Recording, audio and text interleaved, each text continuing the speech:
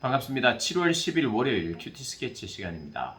오늘 본문은 사도행전 9장 10절부터 22절까지의 말씀입니다. 오늘 본문은 이렇게 시작합니다. 그때 다메섹에 아나니아라 하는 제자가 있더니 주께서 환상 중에 불러 이르시되 아나니아야 하시거늘 대답하되 주여 내가 여기 있나이다 하니. 오늘 본문은 다메섹 도상에서 예수님을 만난 바울이 지금 유다의 집에서 식음을 전폐한 채 기도하고 있습니다. 네, 주님께서 아나니아라고 하는 제자를 부릅니다. 그리고 바울을 만나게 하죠. 그래서 11절에 보니 주께서 이르시되 직가라 하는 거리로 가서 유다의 집에서 다소 사람 사울이라 하는 사람을 찾으라. 그가 기도하는 중이니라. 기도하고 있대요.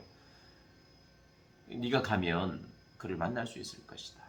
그런데 그 기도 중에 내가 이런 환상을 보여줬다. 무슨 환상을 보여줬느냐? 12절에 그가 아나니아라는 사람이 들어와서 자기에게 안수하여 다시 보게 되는 것을 보았느니라 하시거늘.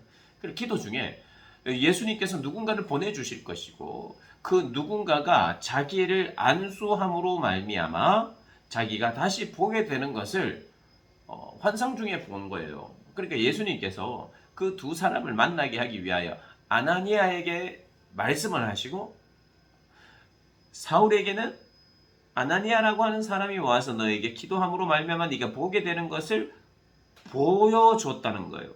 그러니까 하나님이 동시에 사도 바울에게도 아나니아에게도 그 두 사람이 만날 수 있도록 예비하시는 거예요. 이 나중에 고넬료 사건을 봐도 하나님께서 고넬료에게도 말씀하시고 베드로에게도 말씀하시고 두 사람이 만났거든요. 그렇게 지금 두 사람에게 다 힌트를 주셨어요. 우리 주님이. 왜 그러냐면 그 만남을 의심치 않도록 하기 위해서 그랬던 거예요.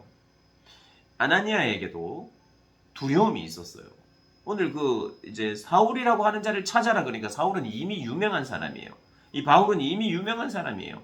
어떻게 유명했냐? 13절에 보면 아나니아가 대답하되 주여 이 사람에 대하여 내가 여러 사람에게 듣사온즉 그가 예루살렘에서 주의 성도에게 적지 않은 해를 끼쳤다 하더니 여기서도 주의 이름을 부르는 모든 사람을 결박할 권한을 대제사장들에게서 받았나이다 하거늘. 이 사람에 대한 두려움이 있는 거예요. 이 사람은 피해야 되는 사람인 거예요. 그런데 아나니아 보고 주님께서 그를 찾아가라. 그가 지금 기도하고 있다. 그러니까 주님께 질문하는 거예요. 제가 만나도 되겠습니까? 이 사람 핍박하는 사람입니다. 그러니까 예수님께서 이렇게 말씀하십니다. 15절에 주께서 이르시되 가라. 이 사람은 내 이름을 이방인과 임금들과 이스라엘 자손들에게 전하기 위하여 택한 나의 그릇이라. 그가 내 이름을 위하여 얼마나 고난을 받아야 할 것을 내가 그에게 보이리라 하시니. 가라는 거예요. 그가 이제까지는 핍박했는지 모르겠지만 그는 이제 이방인들 그리고 임금들 그리고 이스라엘 자손들에게 복음을 전할 것이다.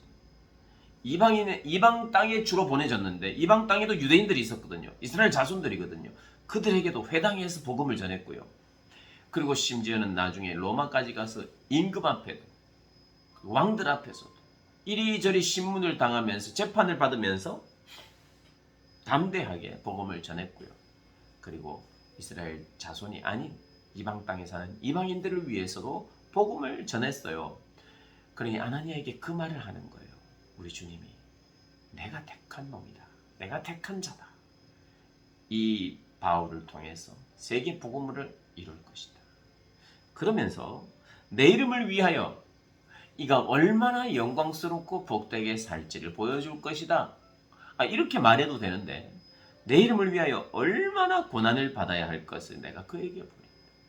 그러니까 이 사람은 내가 택한 그릇이다. 이 사람은 고난 엄청 받을 것이다. 왜요?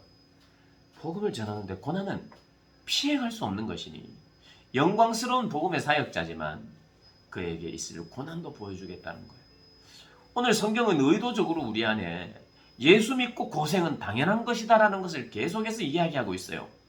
예수 믿고 고생 없어지는 게 아니라 예수 믿고 사서 고생하게 되어 있다. 왜냐하면 지금 사도 바울이 어떻게 됐어요? 회심했어요. 아무도 그를 회심 전에는 아무도 핍박할 수 없었어요.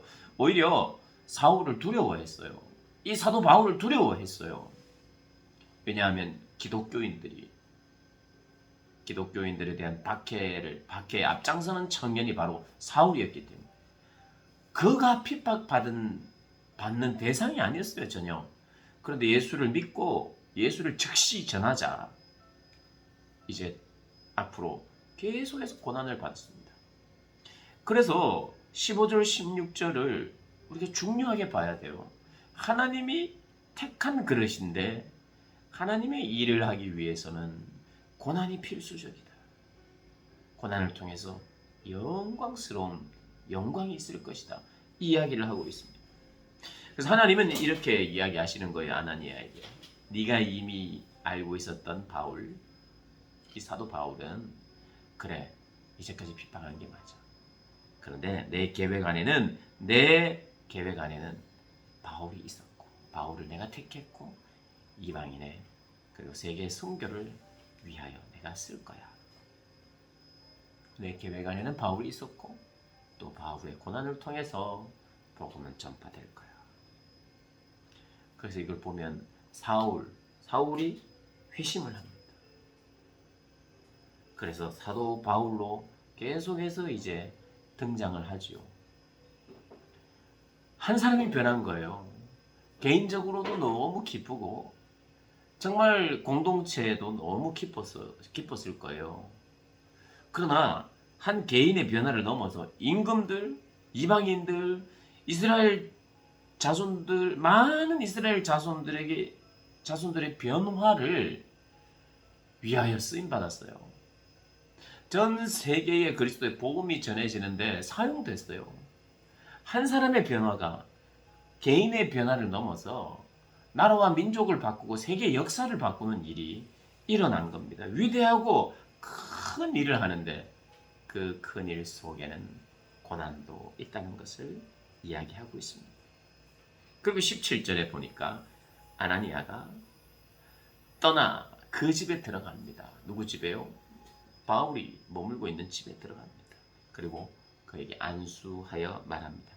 형제 사울아, 주곧 네가 오는 길에서 나타나셨던 예수께서 나를 보내어 너로 다시 보게 하시고 성령으로 충만하게 하신다 하니 즉시 사울의 눈에서 비늘 같은 것이 벗겨져 다시 보게 된지라. 일어나 세례를 받고, 이제 정식으로 회개를 하고 세례를 받습니다.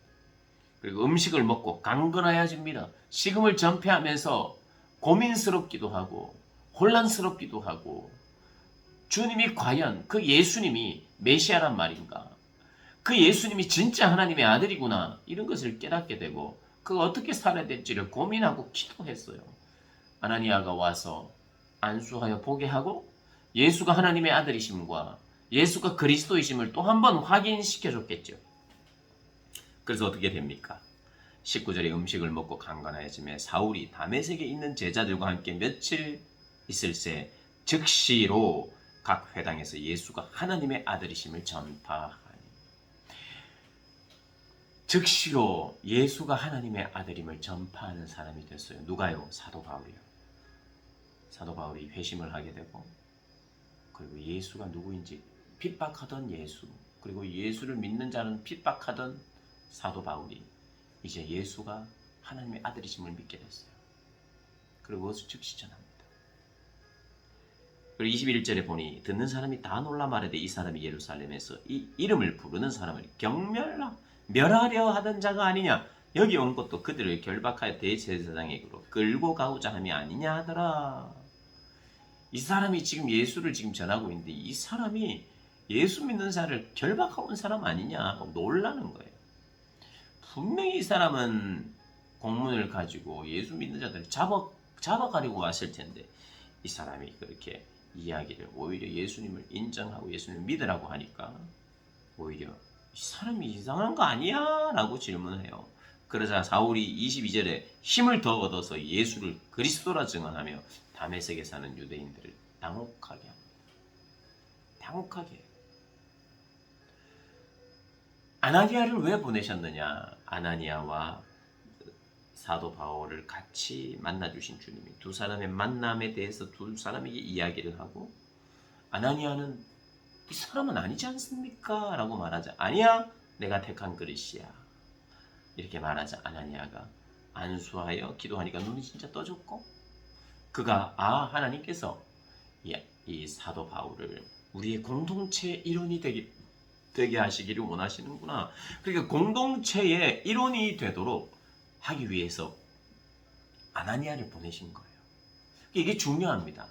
그냥 하나님의 교회에다가 이제 사도 바울이 내일부터 교회 다닐 테니까 새 신자로 잘 받아줘라, 이렇게 말씀하시지 않고, 그리고 뭐 전체 예배를 드리는데 하나님이 광고처럼 전체에게 나타나서 그러실 수도 없잖아요.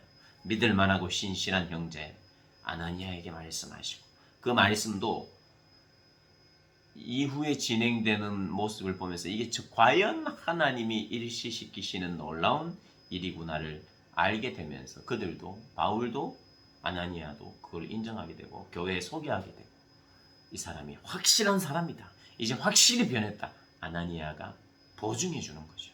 하나님은 그런 걸 통해서 교회 안에, 지체 안에, 공동체 안으로 이렇게 인정하도록, 공동체가 인정하도록 만드는 이런 사건을 통해서 사도 바울이 나중에는 교회의 지지와 인정과 후원을 받고 일을 하게 됩니다. 그러니 이런 절차가 굉장히 필요했죠. 우리 주님께서 우리를 위하여 보증하고 인준하고 그러한 사람과의 관계 안에서 공동체 안으로 들어가는 것을, 이런 절차를 밟고 있습니다. 참된 구원이 사도 바울에게 생겼어요. 공동체의 일원, 공동체의 인정과 후원을 위해서, 그리고 그의 전도 사역이 참된 것인 것을 보증해주기 위해.